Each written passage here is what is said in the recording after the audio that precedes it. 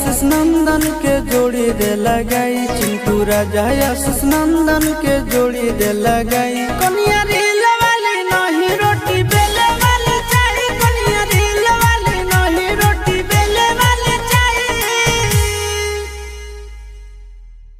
बोला बोला बाबा बैजूनाथ की जय। कनिया रील वाली नहीं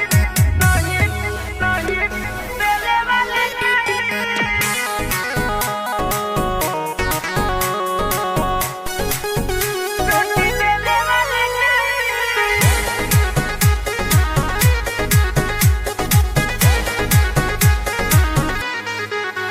भोले बाबा जैसे रौरा के मिलल गौरा माई बाबा हो।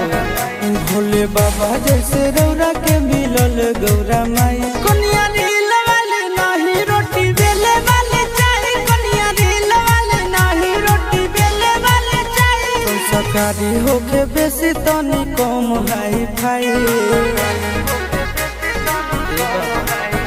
संस्कारी होके बेसी तनी कम हाई फाई। कनिया रील वाली नहीं रोटी बेले वाली चाहिए, कनिया रील वाली नहीं रोटी बेले वाली चाहिए।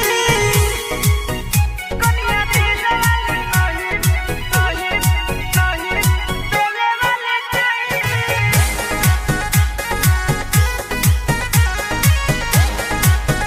रोटी बेले वाली चाहिए।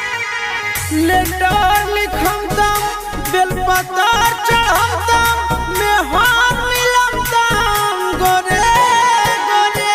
भोले बाबा तू ही दुनिया के सेटर हो, हमरो खोज दे कनिया बेटर हो।